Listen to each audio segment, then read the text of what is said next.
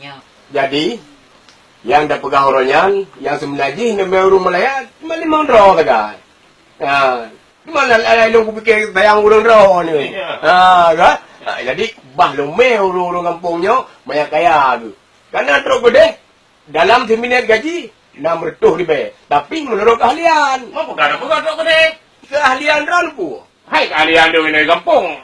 Yang nak berapa lah semua orang. Cukup faham. Menyatu mumu ini dalam CDT RM60, RM600. Gaji? Kalau gaji Ronaldo orang. Lu tanya orang. Macam tu.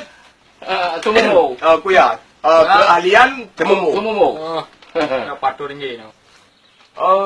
Saya pun ada pengalaman. Ilang igampong nung tinggal lang ada umi dalang utay gimana cara? Cukup pahla men. Menyau butek kami Malaya dalam tabuh butek menyau pendek mertua ribu. Nya. Menyau demai butek lagam. Menyau butek yang luar tu. Baca pala. Menyau cukup pendek deh Malaya orang butek. Kaji itu tulis sana non. Ya. Rabi'ah. Cari kutu.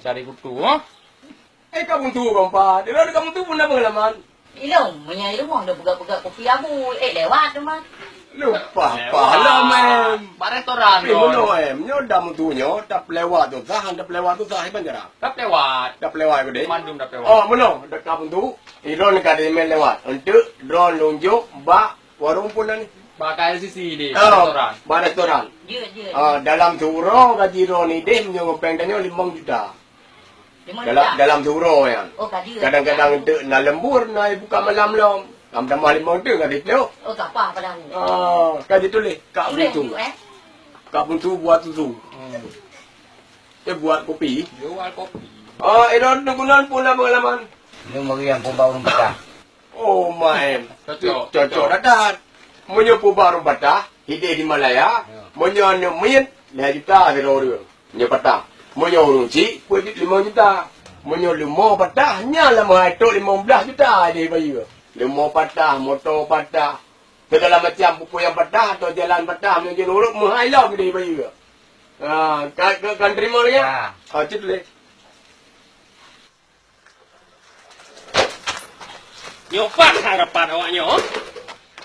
Nyo sila berhajai pun cip ke rapat ni no. Pakan kantor di kai ke. Kamu lagi pegang rapat di luar.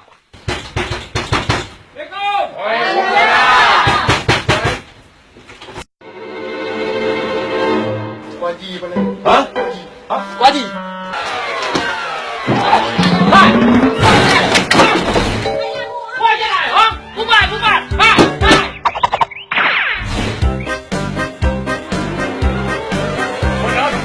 Agar rapat jak Malaya Tunggu Haji.